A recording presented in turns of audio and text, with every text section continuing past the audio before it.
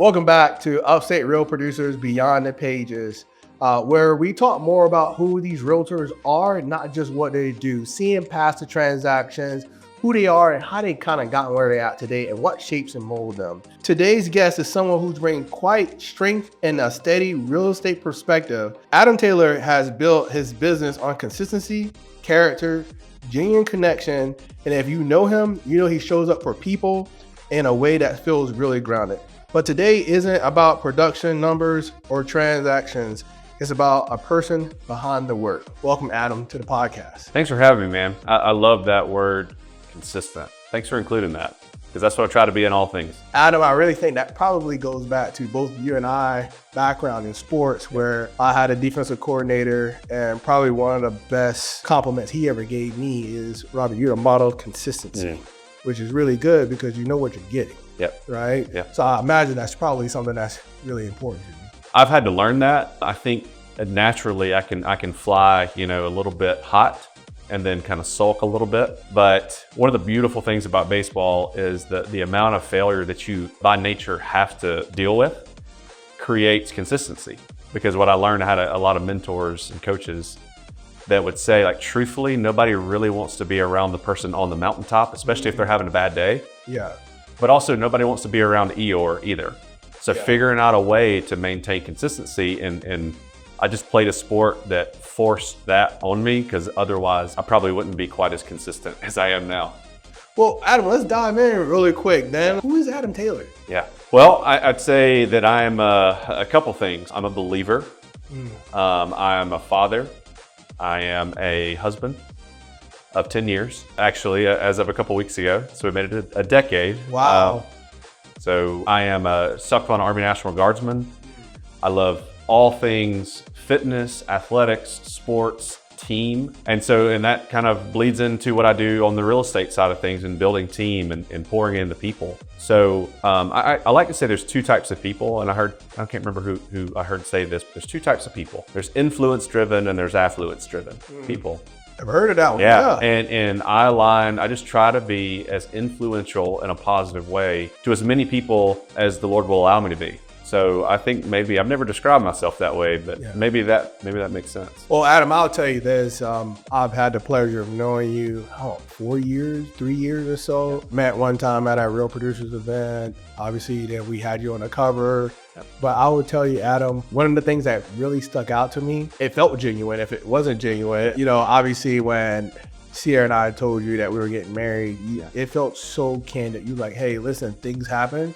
If you guys need an officiant, I can actually do that for you. And so, believe it or not, you don't know this, but we had your name down as a backup. But for me, that was actually very personal, because like you were saying it, like, hey, like things do happen and I'm here for you. Just let me know and I'll be there. And also, I'll probably tell you the thing that I admire. You did a Real Producers first. You brought, I can't remember all two, but you brought your two little girls to the event. I've never seen anybody bring their kids. Not that, we discouraged that at all. I thought it was so personable. It was one of our black tie events. And you were dressed up, man. Like, that was such a highlight for me. Just kind of like seeing behind the transaction as a realtor. I have done a lot in 7 years as a realtor. And what I've realized is that this industry has a tendency to take over all of life. And so I had somebody, again, I try to surround myself with a lot of mentors, and they said, Adam, life is not about balance, it's about harmony. Because balance is this perfect moment in time that everything is in balance, but then poof, you're gone, you're out of it. And so they said, I challenge you to seek harmony in that. And what that means to me is including my family in my work, because I don't have an off switch. I have a both and switch. Like, I want my family, as much as they can, be a part of what I do. And it's so cool now. We've actually moved my real estate operation into a barn, a venue. I think you posted that on social media or something like that, didn't you? Yeah. And so now the cool thing about harmony there is my kids get home from school every day. They run into the barn and they see, Uncle Woody, Aunt Laura, all of these, and 16 folks on our team. They just have all these big brothers and sisters, because I seek harmony over balance, because truthfully, balance in this world doesn't really exist. Well, speaking of kids, let's take it back a little bit. Tell us, like, who was Adam growing up? What kind of energy were you bringing into the world? Yeah, I was everybody's friend to a fault, is what I would say. Is I would try to people please a little too much. I was an athletic kid. I knew how to make people laugh. I knew how to be a good student whenever I needed to be, but I also knew how to be a class clown. I think we all know the type. I had a major kind of shift whenever I was 16, and I really felt a call from the Lord to, be intentional about what the call is on my life. But I was kind of going through life. I was a pretty good basketball player. Baseball was not even on the picture, on the radar at that point. But I prayed my junior year, Lord, just give me something to kind of devote myself to.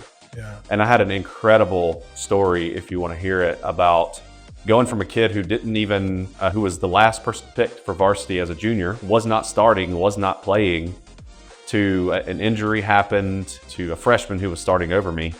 And it's an unbelievable story about going from literally sitting on the bench to hitting fourth in a couple weeks, being an all-region player.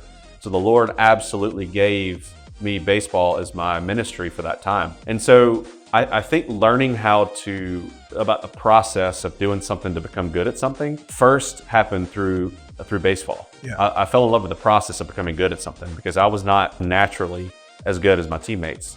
But I learned how to start working hard, and then I started making progress, and then I started catching them.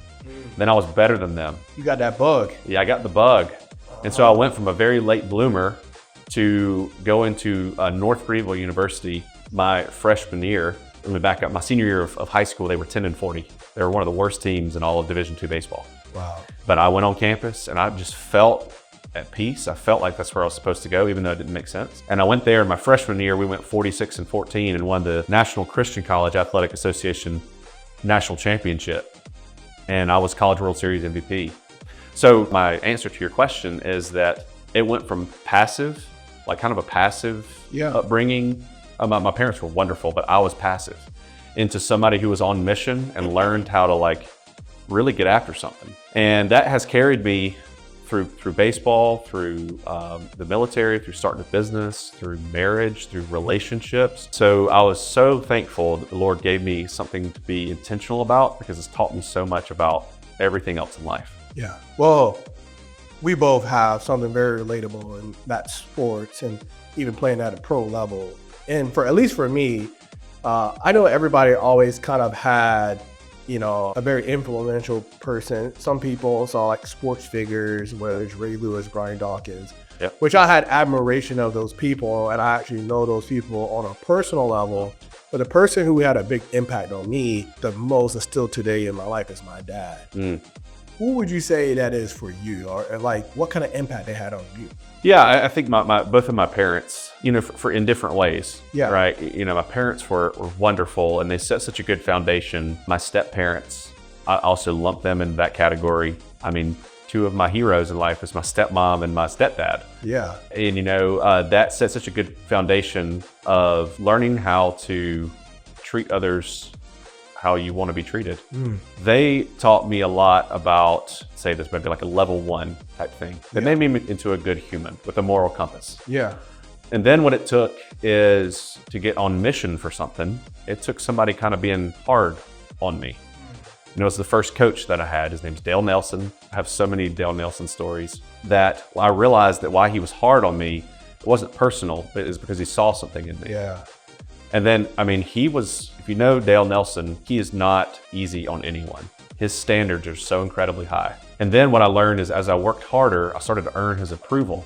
Yeah. Then he started to say, okay, I'm pulling that potential out of you. And then I went to Travis Henson at North Greenville, who's one of the most electric people that I've ever been around, who took us from a 10-40 season to back-to-back national championship appearances. And so it continues to move on. My drill sergeants in the military, I don't know many of them personally, but the standard never changes. They enforce the standard.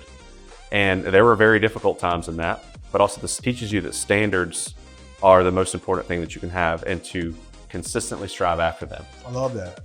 Yeah. And then, even continuing forward from there is at Keller Williams, Todd Corahai at KW, he grew me up in business, I would say, of learning how to run a business and run a team and just continuing to seek coaching of folks that are smarter than me, have something that I don't have, but always hold the standard.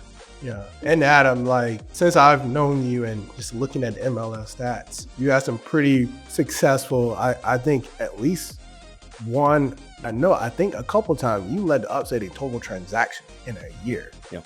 But tell us, like, Adam, who are you outside of business? What's the person that people don't really see when you're not really like in the business setting? Yeah, I can be a whole lot goofier than I am whenever I'm away. I just ask my daughters, I think this cool element of they know me as and my kids know me as their protector, but they also know me as somebody who's just goofy. Yeah.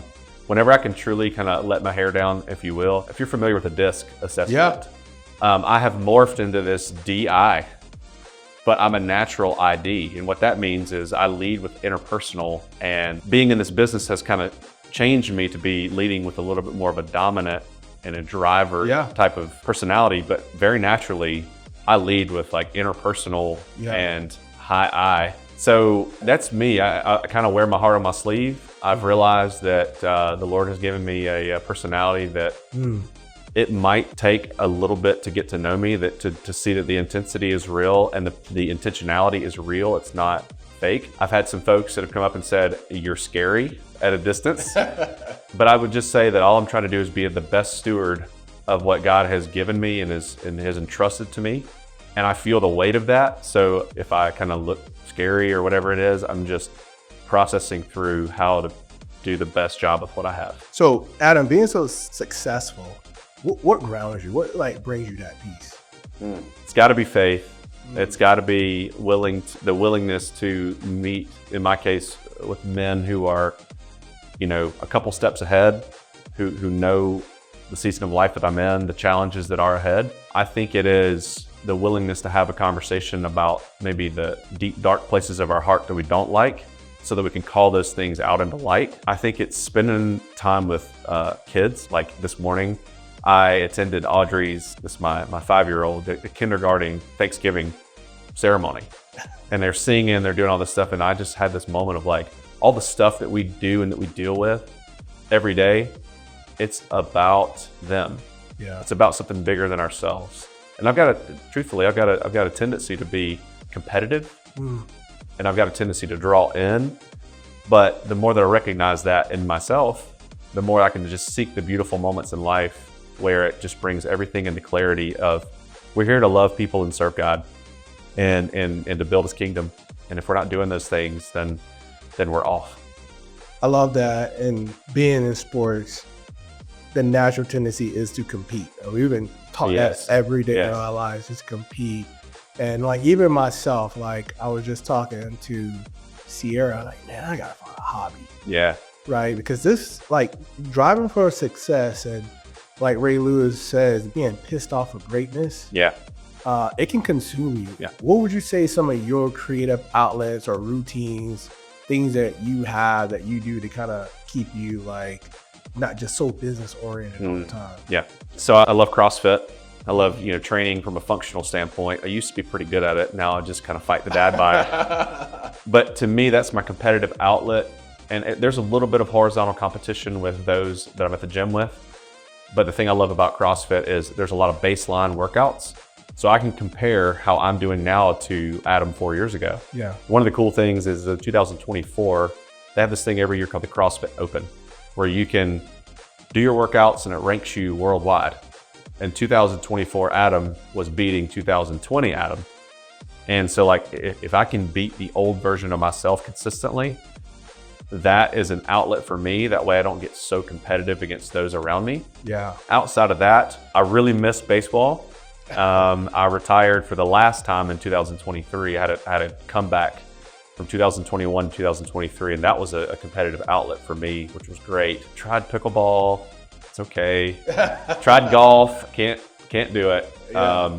So I'm still searching for that as well, truthfully. Yeah, and I think that's important just for other top realtors to even see that perspective for you, because I think, the tendency is like in order to be successful, I have to do this, and this. And I love the fact that you're just finding different ways to still just kind of like, hey, like it's still important to develop Adam and be the stewardship of God and still like direct your family towards them as well.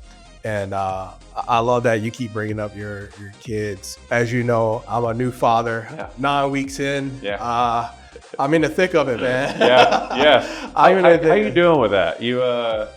It's good, man. Like it's actually like, man, like I can sit here and get emotional about it. Yeah. It's something that I realized today. I'm starting to see more of me and him. Mm-hmm. And it's something that you don't understand. Like I think even when he came out, the thing that I cherished the most at that time was like seeing him with Sierra. Like, man, this is like such a beautiful thing. Yeah. But like you still like what you don't realize, the mom has the opportunity to build a relationship with the kid before he's even born. Yes. So when that kid comes out, now you get the opportunity to do that.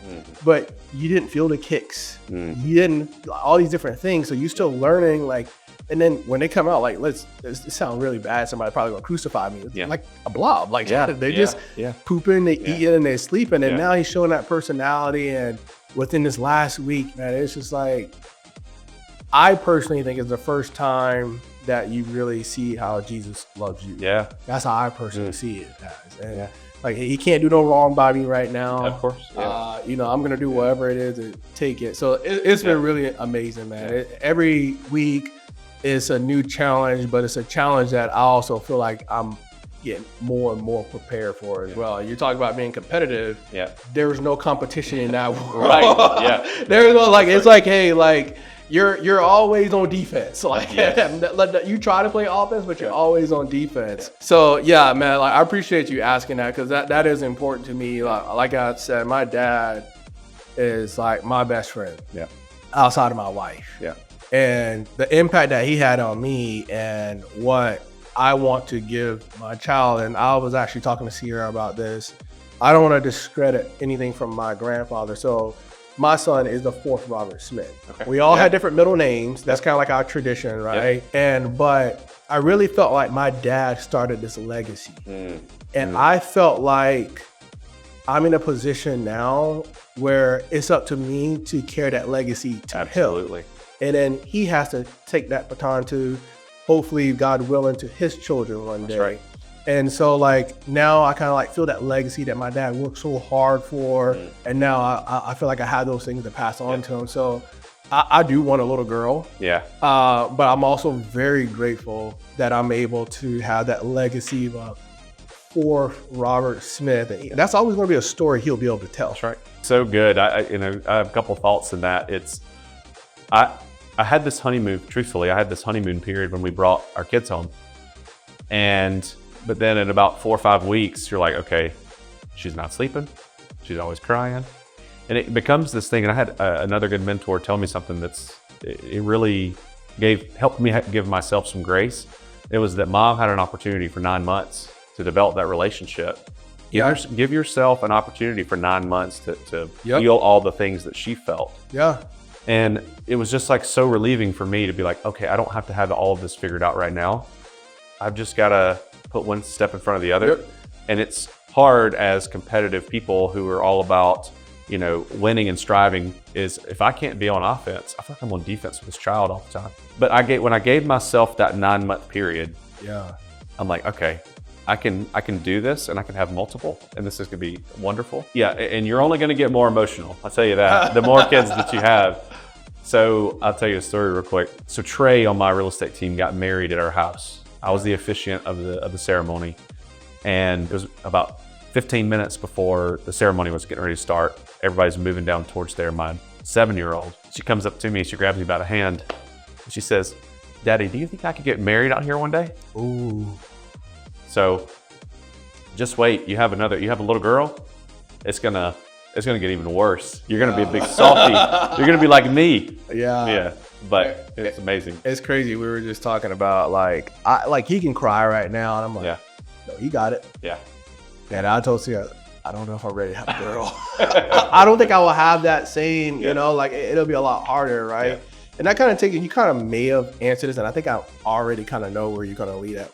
In this season of life right now, what would you say like your main priorities right now? What matters to you the most? Yeah, I think seeking harmony is big for me. This is actually the first interview that I've done that we've just had a massive shift in our business. We've moved from Keller Williams, a company that I have loved for a long time, and moved to EXP for a lot of reasons. And it's a massive, major change. So just trying to, because I have a responsibility to my whole team because if they trust me, everything matters. So I think this big transition to a new brokerage, everything's new, nothing's comfortable right now. But then it's also not missing those times and those moments with kids, family.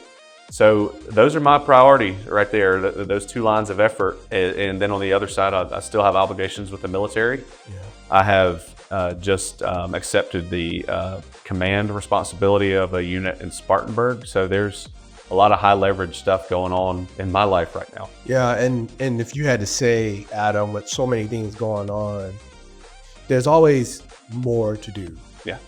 If you had to say there was something you can do more of or less of right now to become a better version of Adam, what would you say that would be? I think part of the reason for the brokerage move is to get around folks that think a little bit different. I, for a long time, saw that my trajectory of building a team in a traditional brokerage model as, truthfully, I'm training my competition.